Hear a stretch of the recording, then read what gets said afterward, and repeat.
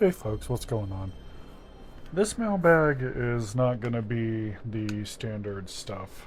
I think we're actually going to have a really chill mailbag tonight, I think. So by the time you're going to be receiving this mailbag, Resident Evil Zero is already in the process of being rendered. I had to bust it up into two chunks because the game has a tendency to soft lock later on around the church if you're not careful, and so I did a cheeky little save in case it did soft lock, and I'm in the process of going and rendering the two halves together because I had to do a little bit of repeats. And so we're going to go ahead and talk about, why I continue to do a blind gamer long plays. I was asked about it, and I've had a fair bit of time to actually go and put some thought into it.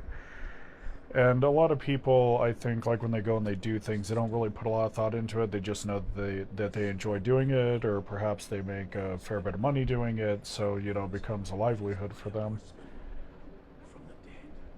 In many ways, I think that it's not really a straightforward, it's not a straightforward answer to give. There's like a lot of reasons I keep doing it, but I think the primary one is because I just really did not see a market at all for any of it.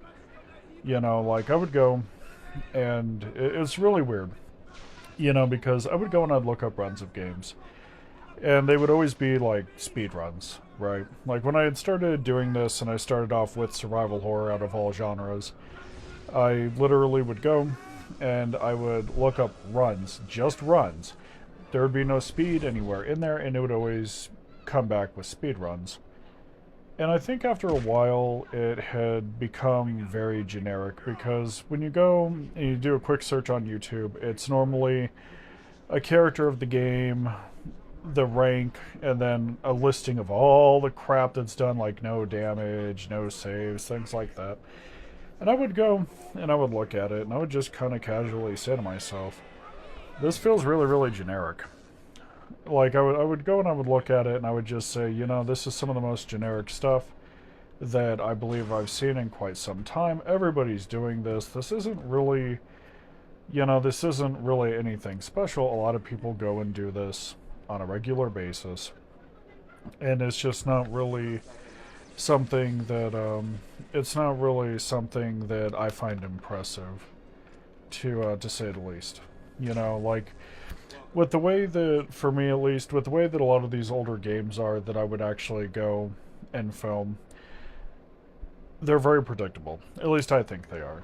It's not hard to literally go and get in the swing of things and say, oh, okay, well, I know that this enemy is going to behave like this each and every time.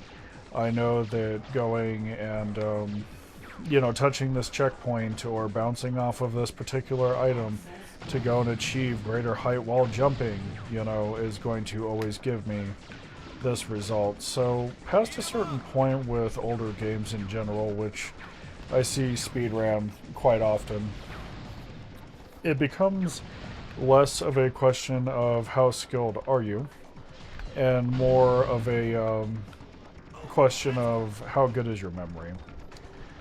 And so I would see that with a lot of the, I would see that with like a lot of the older Resident Evil titles and stuff, and even the newer ones do it as well, but the AI is so basic and so stripped down that there's really nothing to it. It's not like any of these enemies are functioning on Killzone 2 or 3 levels of intelligence, so you go and you look at it, and you just kind of say, okay, it's pretty easy, for a lot of these people to go and do this because it's memory, repetition, and a ton of practice. And so I looked at it, and it would always be just really generic. It would just be like a channel, a generic channel name. Most of the time it would just be the channel's name would revolve around like whatever franchise and stuff, because they're fans, And so a lot of their identity gets wrapped up in whatever it is that they're a fandom of. And so I would sit down and I would look at this for like a really long time. And I would just kind of casually say to myself, this is boring. Like this is really really boring because you know a lot of these games are incredibly basic. You know, and it's just down to repetition, especially the older games. The older games, it's like, okay, well, as long as you have the timing down pat, you're doing all right, and you're not going to have any issues. And so, I was sitting down with an older friend of mine, and I was talking about this. Like, I was hardcore complaining about it, actually. It was pretty silly, I think, you know, and so I was just kind of sitting around, and I said, God, man, everybody's doing this, and you know, I was just kind of going and whining about it a little bit and just kind of saying to myself, you know, this is getting kind of ridiculous.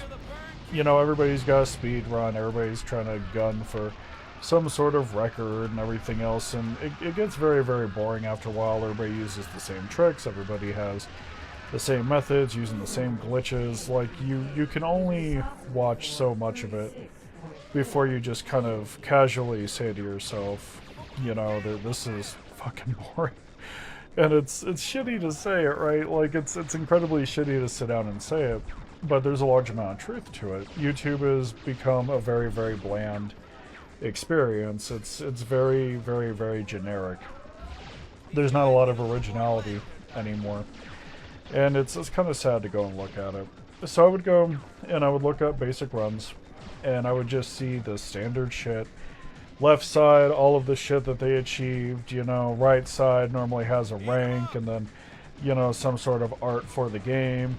Older ones typically had some hand art or like a screenshot or something, and then newer ones just use AI generated art, which is really ugly, you know. And I go and I look at it, and I'll be honest with you, I'm not really impressed.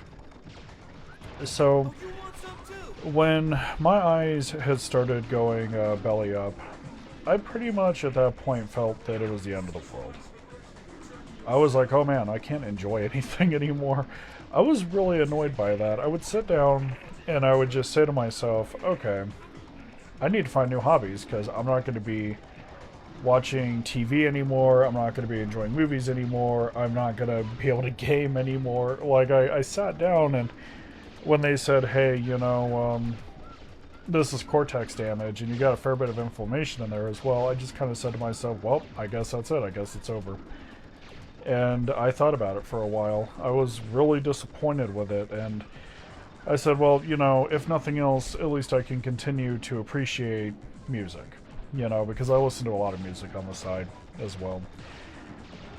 And so the inevitable conversation came up. I was literally, I was still gaming after, you know, I had lost my vision, but I wasn't gaming terribly well. You know, like, I really had to be right up on the screen to go and game halfway decently, and I eventually had started to ask myself the question, if I put in time, effort, and dedication, can I do this with low vision? And it was a question that I found myself asking more and more. And I would go and I would look at people that were able-bodied, and I would just kind of say, okay, these people are capable of doing this because they still have all of their senses and stuff, so it makes sense that they're able to go and, you know, get S plus and everything else. And I just remember kind of sitting down and asking myself the question, you know, like, I acknowledged that my vision was in the gutter, and I would ask myself the question, if I go and commit to this, is it something that I can do? Is it something that, you know, it's possible to accomplish? And with me having nerve damage in my hand, you know, would I be able to do any of these games? And I would go and I would look at it. And I started off with, like, really basic platformers and stuff. And, like, even basic platformers on the SNES, you had to have a pretty good amount of reflex for. And so I would practice on those, and then eventually my love of survival horror kind of came roaring back, and I was like, you know, I want to be able to do this, because before I lost my vision, I would speedrun survival horror games all the time, simply because I enjoyed, past a certain point, treating it like a movie. Like, your first run of all the survival horror games is going to be long. It's going to be, 6, sometimes 7 hours long. And then once you get good at it, that time that you spend playing it goes up and down at the same time. The time it takes to complete it goes down. The time playing it goes up, because you're not just doing single runs at that point, you're doing multiple runs. You know, quite a few runs a week, you know, when you enjoy a franchise that much. So I eventually had gotten to the point where I sat down, and with me being a really huge Resident Evil and Silent Hill fan, you know, I just kind of sat down and said, is it possible, you know, for me to actually go and try to, you know, do this? You know, is it possible for me to sit down and try to be the best that I can be at this and still have it be relatively palatable?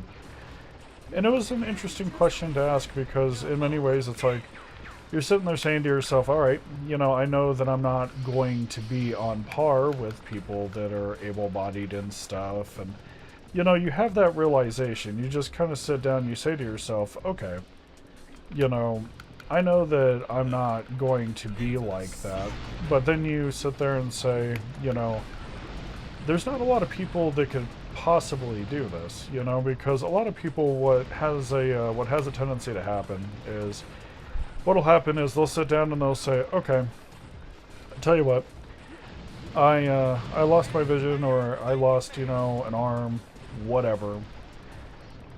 I can't enjoy this anymore. It's not possible, blah, blah, blah. Like, I find that when people become disabled, they will bullshit themselves. Every now and then, and like once in a very freakishly blue moon, I will run across somebody that literally kind of sits there and says, you know what? I enjoy, you know, what I enjoy, and I'm going to adapt to keep enjoying it. That is more or less what happened with me. And it's one of the many reasons why I continue to do a Blind Gamer Long Plays. I enjoyed the challenge. I got addicted to it past a certain point. I was like, you know what? I want to keep showing people that you can be disabled and do this. And so the time it takes to make one of these videos is a really long time. It's a lot of practice and adaptation, and it is a completely separate monster. You know, like I think it's easy to go and memorize really, really basic things. But I think when you're working with a chronic illness or a really heavy-handed disability, you have a whole different set of issues that you need to actually go and address. And a lot of people don't really realize that. Like, they don't sit down and say, oh, okay, you know, we're going to go ahead and, you know, we're going to go ahead and do this. So it was really, really weird, because I was, in many ways, kind of sitting down and saying to myself, you know, can I put myself in the same rank as an able-bodied human being that is able to go and do these things?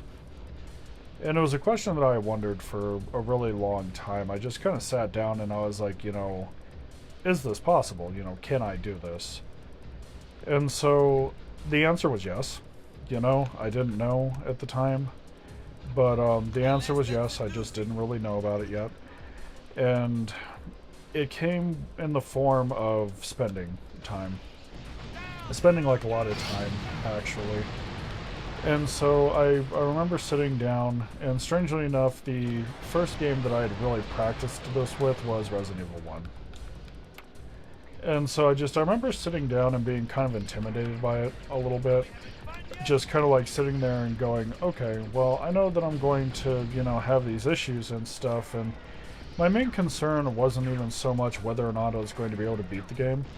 My main concern was quite literally just going and saying to myself, you know, asking myself, how bad is this going to be? You know, if I'm going to be going and doing this, can I at least make it decent enough to at least be entertaining? And it was just a real interesting question to go and ask myself, I think, past a certain point. And I just kind of, I would sit there and I would experiment with it. I would experiment with it relentlessly. I wouldn't even really play around with it too much. I would just kind of say, okay, we need to, in order to be effective, we need to do X, Y, and Z. This is what works. This is what doesn't work. And we need to go from there. And so in many ways I think that it was a substantially different ball game, because I would see a lot of people go and do speed runs or do playthroughs, and they would boast all this stuff that they had accomplished, but in the back of my mind I was kind of sitting down saying to myself, I bet you $10 if you were to tear out one of their eyes and then wipe Vaseline over the other eye and then tell them to play something, I'm pretty sure none of them would do it. I'm pretty sure that they would give up. They would just say, fuck it, wouldn't want to do it. And, that would more or less be the end of it. And so it's something that I had seriously thought about for a long time. I think before even doing my first run, I sat down for probably a year and I thought about it. I would get up in the morning and stuff, and I would sit down and I would go and I'd make my food and everything else, and I would just kind of casually ponder it a little bit. And people would just flat out tell me, they would say, Raime, you're thinking way too hard on it. Why are you thinking about it so much? And there was a morning where I had gotten up and I was sitting down with my friend Tom, and I said, you know what, I'm going to do it. And he's like, do what? I said, I'm going to do it. I'm going to try to go, and I'm going to try to do these games with next to no vision, and I'm going to try to be decent at it. I'm going to rise up to the challenge, and I'm going to see if I can do it. The worst that can come out of it is me not being able to overcome it and not being able to film it. But I want to see if I can at least do it. I at least want to go and take the shot at it. And he just kind of sat there, and he was just kind of laughing a little bit, and he's like, Raime, this is absurd. He's like, hun, your eyesight is really bad. And I was like, I know. And he's like, do you honestly think that, you can go and do this like everybody else? I said, I don't know. I want to try. I wasn't really taking no for an answer, and it was really, really just kind of awful in that regard, And I see so many people, just quit. And it's one thing that I've always kind of loathed a little bit. I've never really had much, if any, respect for people that go and quit. Adversity is part of life. You're going to run across problems all the time, and how you react to those problems kind of determines who you are as a human being a little bit. So I had started cranking up for the pitch. The first two games I did were quite literally Resident Evil and Silent Hill. Resident Evil got published. Silent Hill I refused to publish because Silent Hill is a way more personal franchise to me. I'm way more comfortable going and posting my Resident Evil fuckery, because Silent Hill, I think I get wrapped up in it a little too much. I take a lot of time to go and read the notes, and I think for me Silent Hill is more of an experience, not generally, something that I would just kind of regularly run. It's not like Resident Evil in that regard. Resident Evil, I would go pound out a run, I'd be like, it's fun, let's do that again. And then with Silent Hill, I think, since it's a more cerebral experience, I kind of just sit down and I have a substantially higher appreciation for it. So it was something that I would sit down and I would practice. And it was actually pretty frustrating, I think, at first, because it's kind of the weirdness of everything, because you go and you say, I'm going to go and I'm going to do this. I'm going to set out to do this. And I know that I'm most likely going to be bad at it, but I would like to set out to do it anyways. And so you go and you set out to do it, right? And you're like, And then once you actually start to go and experience setbacks and stuff, you get annoyed with it. So it's kind of the irony of it, because on one end you're like, this is gonna suck and everything's gonna be really rough and everything else, and then you actually go and you get down to it and you get frustrated. So I think that frustration was a key part of growth. And once I had that acceptance, once I just kind of said to myself, hey, we're going to go ahead and, we're going to struggle a fair bit doing this. Once you at least take time out to acknowledge it, it's not as bad. You still have your moments where you're fucking frustrated, but it's nowhere near as bad as it typically would be. And so I had started going and filming it. And even before I had started dropping any of my long plays on YouTube, they would just kind of sit on my SSD for a while, and I would just kind of sit down and say, okay, let's go ahead and scrutinize it.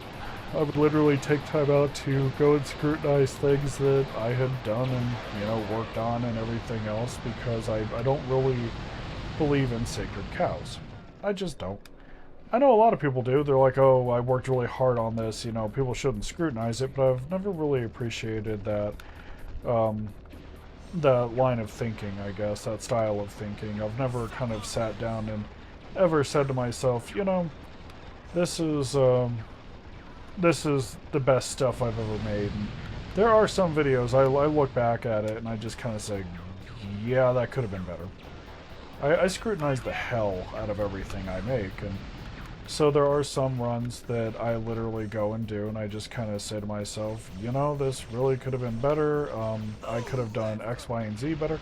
There are some runs that I went back and redid simply because I adapted a little bit better, and I was like, you know what, I can definitely do better than this. Let's go ahead and do it. But it was really wild to me, I think, because it's when you're... At the time, I was like still a member of the fandom when I had first started, and I wasn't... I think with fandoms and stuff, I didn't just like wake up one day and say I want to be a member of the fandom. It was just something to kind of grow on me over time. I was like, oh, I play these games a lot. I guess I'm a Resident Evil fan. I guess I'm a Silent Hill fan. Yada, yada, yada. And so there was this incredibly noxious line of thinking that you see in a lot of the fandoms, where if you can't enjoy that media anymore, they don't really consider you a fan at that point. It doesn't matter how much you enjoy it. They have a tendency to have this really erosive kind of line of thinking where they're like, oh, well, you can't watch the show anymore, you're not a fan, or you can't do this, you're not a fan, or, that's something that's kind of plagued the gaming community for a while, I think. And so there was this really kind of toxic line of thinking where people would say, I speedrun these games, and, I get S rank all the time because I'm a fan, and it's really just incredibly disingenuous. And so in many ways, when I was going and I was like filming these games, and I kept doing it, I was just kind of going and banging it out, I would kind of casually ask myself, okay, why do I continue to do this? Do I have anything to prove? Or is it just one of those things? Why am I still here doing this? It's an important question to ask, I think, past a certain point. And I eventually just kind of sat down and I said, well, shit, I'm a fan. I didn't really... I was okay with being disabled. I was like, okay, this is a fact of life. It happens sometimes. But at the same time, you can be okay being disabled, I think, and then still get annoyed that you can't really enjoy some things anymore without struggling a fair bit. So I think with gaming in general, I kind of sat down and I said, I want to enjoy these games, because at this point I know that I'm a fan, and I just want to keep doing it. Like people go and they do S+ runs and everything else and all this other stuff all the time because they're quote-unquote true fans. But how many do you think would ever be able to sit down and say, okay, I lost an arm, or I lost my vision, or maybe I am paralyzed from like the neck down? How many gamers do you honestly think would sit down and say, hey, I want to I need to relearn how to speak apparently. I want to relearn how to play the game so I can continue enjoying the game. You're not going to really find too many that actually do that. And so, as a blind gamer long plays has kind of gone on, I literally realized that, I'm a part of a much smaller market that is capable of doing what a lot of people make the choice not to do. And that is be disabled and work really, really hard to go and relearn the game, relearn how things, process in your vision, so you can not only go and continue enjoying the game, but to be relatively decent at it. And it's kind of comforting, I think, a little bit, And, you know, it turns out that there is a very small market for us, but we have people that have next to no vision that are like me. They go in game and make runs of it. It's not common, it's pretty damn rare, but there are people that do it. There's one guy that I talk to on a regular basis. He speedruns Call of Duty and he is paralyzed from he's paralyzed from his neck down, you know, and he's a he's a quadriplegic, and you know, he literally has all these tools that he uses to go and just play the game. And you gotta, like, I watch him game and I just say to myself, God, man, that's gotta be hard. Like, that's really gotta be difficult, because he has like a literal puck that he shoves into his mouth and he also blows into and everything else. Like, all of his capability to play these games is literally built into his cheek muscles and built into his mouth, like his literal mouth and his tongue. And I look at it and I just kind of say to myself, you know, that's really cool. I like that, because it shows determination. Going and gaming with a disability is not like going and gaming while you're able-bodied. I mean, anybody that's able-bodied with enough time, energy, and focus can go and dominate the game like Resident Evil and do S+ runs on the hardest difficulty with, you know, a knife and everything else. You train up for it. But when you go and you have a disability and stuff, there is a lot more to accommodate. You know, you have to accommodate the disability. You have to make systems that work for you. You have to relearn how to play the game with those disabilities. And then you also have, I know one guy, he literally does speedruns with a single arm. He literally has the rest of his controller spread out across 2 feet. And so you have to do a fair bit of rewiring to actually go and be able to sit down and play these games, especially if there's something difficult like Dark Souls. You know, even with me having low vision, I still play Dark Souls on a very regular basis, and I really excel at it. You know, there's just a lot to it, I think. And so when you go and you look at regular runs and stuff, and you just kind of say to yourself, oh man, you know, this is amazing. I think it's more amazing to have a disability that literally cripples the hell out of you in your day-to-day experiences, and you still make the choice to say, okay, I would like to go and I would like to enjoy these games, and I'm not going to let anything stop me from enjoying these games, and I'm going to practice at it until I'm able to sufficiently enjoy these games and to be really, really decent at these games. And I think that a lot of people these days really just don't do it. They just don't at all. And so I think it's really, really rare when you sit down and you see an individual that's like, I'm a quadriplegic and I'm rocking Call of Duty, or, you know, I'm almost completely blind and I'm still doing runs of my favorite horror games. Or I'm missing an arm and I'm still going and speed running platformers on the SNES and NES, and I have the rest of the controller spread out across my feet and stuff. And so there's literally all of this. There's one guy that he literally goes and he games.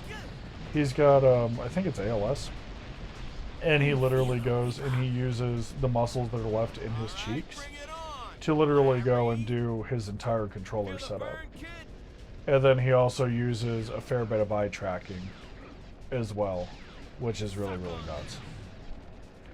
And so I think that past a certain point, anybody could go and do these runs and stuff when they're able-bodied. I've never really bought into the idea of this game is too hard or anything like that. With me kind of growing up in the NES era, you know, we kind of knew what difficulty was on a very regular basis, because games were just hard for the sake of being hard. You know, beating the game was the reward. Nowadays they just give you achievements and shit.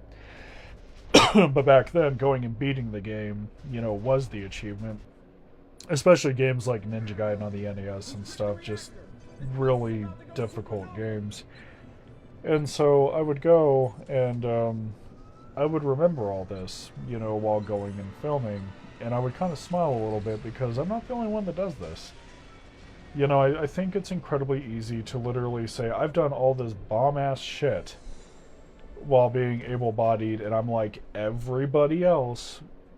But when you're disabled and you still make the choice to say, hey, I want to go and I want to enjoy my life, I want to enjoy this, I want to enjoy that, you know, I would like to have this existence, and you kind of go out of your way to retool yourself well enough to actually go and make that a reality. I honestly think that that's amazing. That is a different level of badass that not many people are able to obtain. It is just not something that you see. You just don't. And a lot of people really forget that, you know? Like, people have a tendency... I would go to meetups and stuff, and they would say, well, what kind of content, you know, do you make? And I say, oh, I do runs of games. And then they have a tendency to think that that's not very revolutionary because, you know, hindsight, on paper, when they don't know that you're disabled, yeah, it's not very revolutionary, it's very easy to do.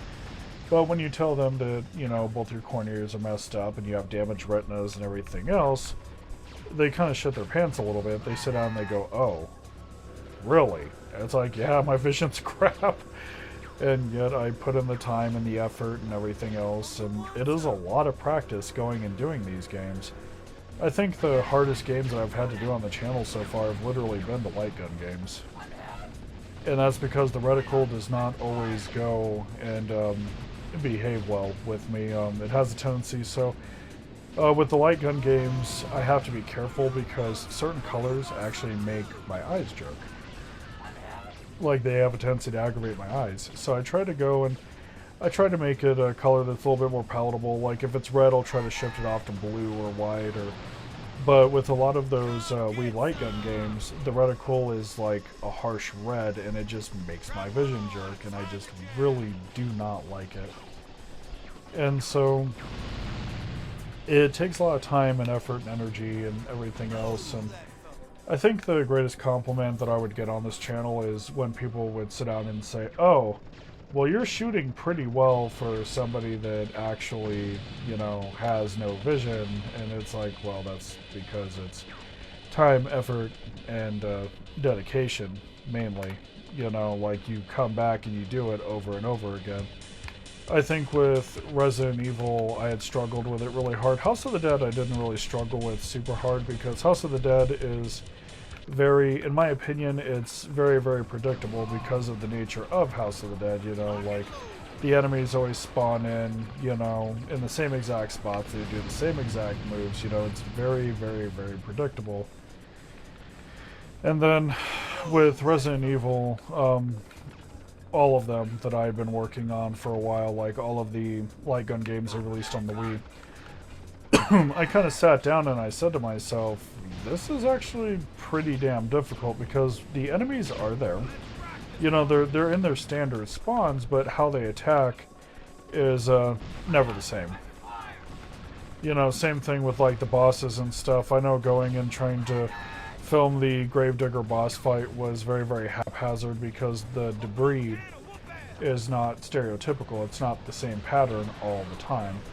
And so it became a point of going and trying to identify how much of it is there so I could try to shoot all of it down instead of just saying, oh, there's 3 pieces, let's go ahead and do this. It could be 3, it could be 4, it could be 5.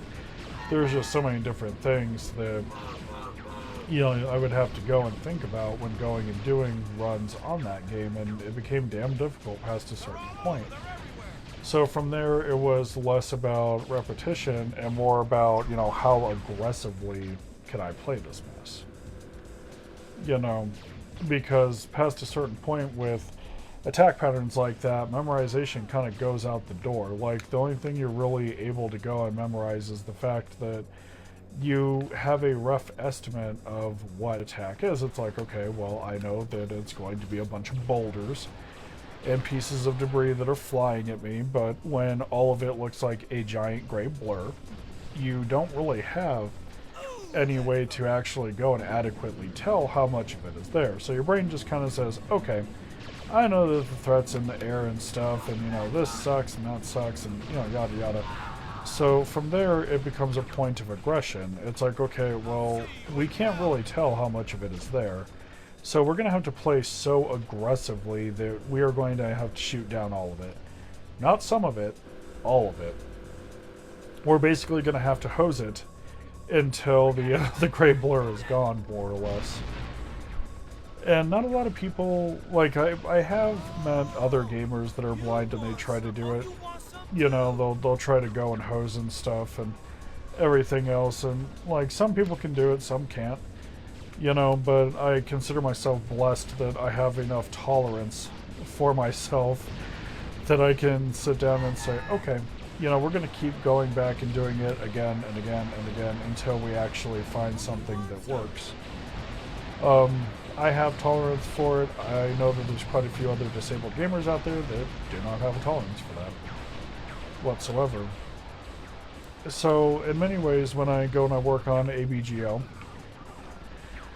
I have a certain amount of pride when it comes to it. I mean, granted, a lot of people would probably say, well, that's nothing to really be prideful about. But I think it is. I think, like, when you go and you have a life-altering, you know, disability and stuff that substantially weighs on your life pretty much every goddamn day, and you make the choice to say, okay, I'm going to live with it, but I'm not going to let it dominate me, I think that's great. And so I kind of laugh a little bit because a lot of people say, hey, you know, well, I can go and I can do all this stuff, and, you know, you're probably never going to be able to do that. And I just kind of quietly, in the back of my mind, kind of say to myself, you know what, I am doing this with nerve damage and really screwed up vision. I would love to see you do this. I want to see you rise to the challenge of that. And so, as time has gone on, I've looked at standard runs as being incredibly generic. And I look at them as being incredibly generic because I'm aware that there are people out here that are heavily disabled that still make the choice to go and say, hey, I want to go and I want to enjoy my favorite game. You know, I want to go and I want to enjoy Resident Evil. I want to go and I want to enjoy Silent Hill. You know, I want to go and I want to enjoy all these titles that I used to love when I was younger, or all these titles that I used to love before I became disabled. When you sit there, anybody can go and challenge a game, I think.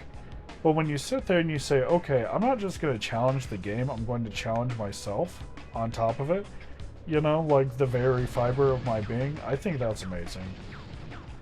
And a lot of people kind of laugh at it, but I find that the people that go and laugh at it are also people that most likely would not be capable of doing this themselves, you know.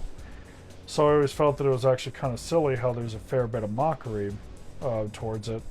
You know, a lot of people saying, well, I was able to go and do this, but, you know, how many people do you know that are actually going to go and challenge themselves? You know, like, it's one thing to not want to take any sort of shit from a game, right? To sit down and say, I'm going to beat this game's ass, but how many people honestly sit down and say, okay, I have this limitation, I'm not going to take shit for myself? You know, like, how many people do you know that are actually going to sit down and have that conversation with themselves? Most of the people that I see that become disabled, like myself, they give up. They quit. They do not want any, and I'm being completely dead-ass serious, they do not want any of the challenge that comes with it. And in many ways, I'm glad that I picked the challenge up. I'm glad that I was able to sit down and say, you know what, I still love Resident Evil and Silent Hill enough to want to continue playing them while having a disability. And now that I've actually gone and, now that I've actually gone and put in the time, the effort, the dedication, just all of it, really, I can go and I can play them. It used to be when I lost my vision that I would just say, okay, I'm going to experience somebody else playing the game. And that is going to be, the standard going forward. And so I found that, when you go and you watch somebody else or listen to somebody else or however the hell you choose to do it, go and do the game, it does not, it hits differently, and it doesn't always hit well on top of it.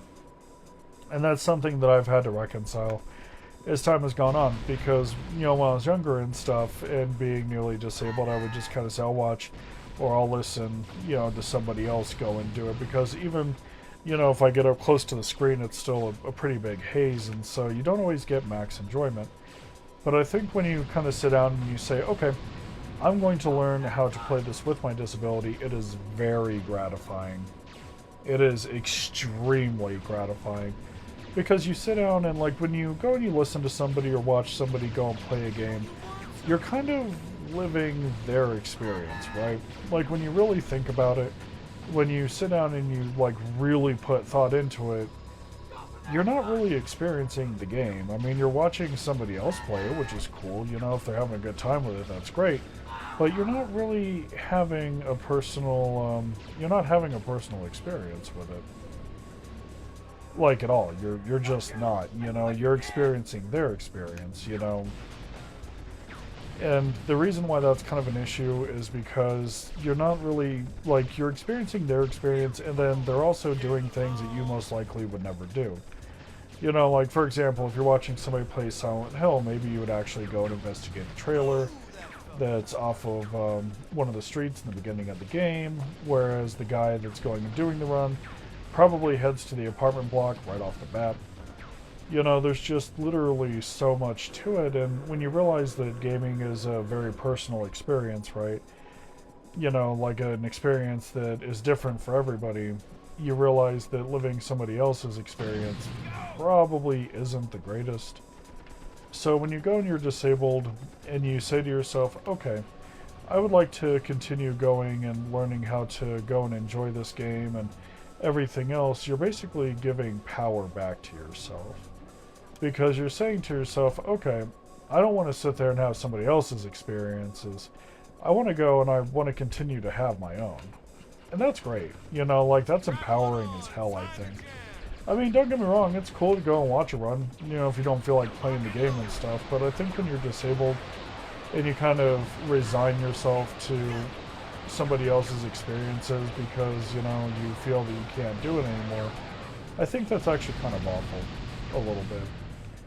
So I think when I had started going and I had picked gaming back up and I had started filming it, it was kind of a very empowering moment for me, because I kind of said to myself, you know what, I'm taking my entertainment back. I'm going and I'm enjoying myself, and, you know, I may not be able to go and do it as everybody else, you know, or even do it as well as everybody else. I'm still going to have these moments because, you know, I'm allowed to be disabled and still enjoy things. And so for A Blind Gamer Long Plays, that's pretty much what that's been about the last while. You know, going and practicing and enjoying and, you know, just really just kind of playing these games how I want to play them with whatever methods are accessible to me.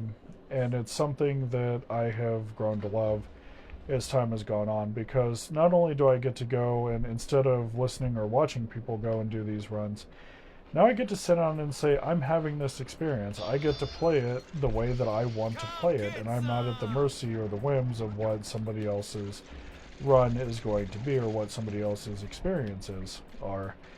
And so for me, I just kind of really, really enjoy that, and I'm really, really glad that I'm able to make these videos well enough that I can sit down and I can inspire other people who are disabled to literally go and make that choice, right? To sit down and enjoy their games. You know, like, there's always this notion that, and I've hated this notion for well over 20 years now. There's always this notion that when you become disabled, that you can't do anything, that you can't enjoy anything, that you have to give everything up. I used to have that notion. That notion used to live rent-free in my head all the time. And the funny thing is about things like that is you can very easily overturn them. You can literally sit down and say, you know what, I was wrong. I'm going to put in the time and the effort, and I'm going to keep doing this. You know, like, I realized how much that notion was bullshit when I literally saw a quadriplegic go and use his mouth to just no-scope the hell out of people with. In multiplayer, out of all things. I had to do a double take. I thought my vision was fucking up worse than normal. I literally was like, there's no way that's accurate. And then I kind of sat down and I got up like real close to the screen and stuff, and you know, I squinted real hard and I was like, Jesus Christ, this dude's doing this shit. You know, I was really, really shocked by that. I was like, this guy's a fucking monster. You know, and so it's, for a blind gamer long plays, it's been a very liberating experience, and I do it because I want to show people that, you know, hey, you can do this, and it's okay to enjoy things if you want to go and enjoy them. You know, like, if you're willing to put in the time and the effort and everything else to go and enjoy these games, then you're more than easily able to go and do so, you know, if you're willing to put the willpower in. You know, it's down to dedication and stuff, and when you go and you think like that, you know, it empowers you, and that's quite literally just how that is. And so now, instead of listening to people run Silent Hill and Resident Evil and all these other games, I don't have to listen to them anymore. I can just sit down and I can do it. I can take that journey myself. I can play these games how I want myself, and I can get that enjoyment again and again and again, and you know, that's really where that's at for me. And then I not only get to get that enjoyment, you know, I can also go and I can film it on top of it, and I can share that with people. I can sit down and I can say, hey guys, I really enjoy this game. I'm a fan of this game, and I want to share that with you, and I think we should all have a good time while doing it. And it's been great to film the games. It's been great to play the games again. But the thing that I think is the greatest out of all of it is quite literally the people that send me in mail saying, hey, I'm picking up this game, I'm struggling with it, but I am having a good time with it. I'm getting back in the habit of going and gaming because I saw you do it, and I wondered to myself if I could do it as well. And that's really where that's at for me. To be able to sit down and, you know, see people go and take their games back, essentially, and enjoy them and live a much more fulfilling life because they feel that they can actually go and enjoy things again, instead of saying, oh, I'm disabled, everybody expects me to not be able to do much of anything. That's really where that was at for me, to be able to sit down and, you know, hear about people going and saying, hey, I've got cerebral palsy and I'm gaming, or hey, you know, I'm missing an arm and I'm gaming again. I found a way to do it, and you're really inspirational, and that's really great to me. And it's really silly because I'm not anybody special. You know, like a lot of people, they're like, well, you know, I'm a big content creator and all this shit. I'm literally a fucking nobody. You know, like I literally just go and make whatever the hell it is kind of content that I want to make. And, you know, people just so happen to enjoy it, which is really nice.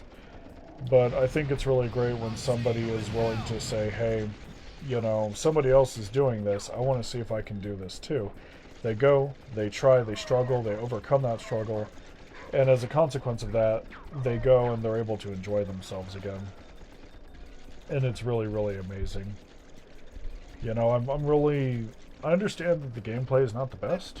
I mean, I do have some games that I run really well, but I'm really proud of what we've accomplished here. And I keep coming back and I keep doing the videos because I like the challenge. I like showing people, hey, it's not the end. You can enjoy yourself if you want to enjoy yourself. And I also kind of view the channel a little bit as a fashionable fuck you statement to the rest of ableized society. Because when you go and you have people that are disabled, it's frequently the able-bodied that try to dictate to us what we can and cannot do, right? Like, well, you know, your vision's gone, you can't do that, or, you know, you're trapped in a wheelchair, you can't do this, or something, right? And so I think that it's really important when you have any sort of disability to get in the habit of telling people to go fuck themselves. because I always felt that it was really, really weird how people would literally let their worth be dictated by everybody else. They'll literally say, well, I can't do it because everybody else says, oh, you can't go and do this because you have X disability. I say, fuck it, throw caution to the wind. You get your ass out there, you go, you try anyways. If you get it, great. If you don't, that's okay too. It is better to try and fail than to never try and not know the outcome. Like, no shit. And so I always, when I go and I look at a Blind Gamer Long place, I do smile a fair bit. A lot of people always kind of catch me grinning. And we gotta check that. But a lot of people always kind of catch me grinning. They're like, why do you smile about things like that? Because it is a staunch reminder of everything that I have overcome. There are some games that I have never filmed that I have beaten while blind. Oh geez, the entire Dark Souls franchise, Sekiro. Oh god, Sekiro was fucking nuts. Oh god, that game was so difficult. Armored Core, going back and revisiting Armored Core, like, I am a really huge fan of all of FromSoft's garbage. And so a lot of people, they kind of sit down and they're like, you're doing this. And it's like, yeah, I'm doing this, and you can too. Put in the effort. So as I continue to go and work on this channel, it's really kind of weird because I don't care how big I get, right? I don't even pay attention to the subscriber count that I have. What I pay attention to are the letters that people send in, like they'll go ahead and they'll send me an email and they're like, well, you know what? I'm going and I'm doing this too. And it puts a smile on my face because that's a person that is literally making the choice to go and say, hey, I want to enjoy life. I want to enjoy the things that I enjoy, and I don't think that anybody should ever, tell me that I can't enjoy that. And so when they go and they make the choice to actually go and play a game or like do something with any sort of disability, I always felt that that's where the gold is at. The gold is not how many people I have on this channel. The gold is not, when I'm sitting down and like beating a game. The gold is when I have people that write in and say, hey, I challenged my disability and I fucking won. That is where the gold is at. It's literally like when I can go and I can sit down and I can go and inspire people to go and take back their entertainment options. That's really where the gold is at for me. That's what makes me smile the most. I don't really so much smile at a successful upload. I don't smile when my views are really high. I don't smile, when I watch the subscriber base grow. I smile when I go and I look at people and I realize that they're enjoying themselves. They're making the choice to go and be proficient at a game, and they go and they practice and they work at it and they find systems that work for them. When you go and you watch other people grow like that, or when you hear about them growing like that, that's amazing. It truly is. And it's worth smiling about over and over again. It's just worth going and saying, you know what, these people are making it great. Oh, yeah. They're really making it great, and I really, really love that. So I love stuff like that all day and all night. So with that thought in mind, that is going to be the mailbag, and it's arguably one of my more favorite mailbags that I have done. So with that thought in mind, I hope you guys enjoyed yourselves. Thank you for coming out, and as per usual, please remember to be good to yourselves and each other. I'll see y'all next time. Have a good night.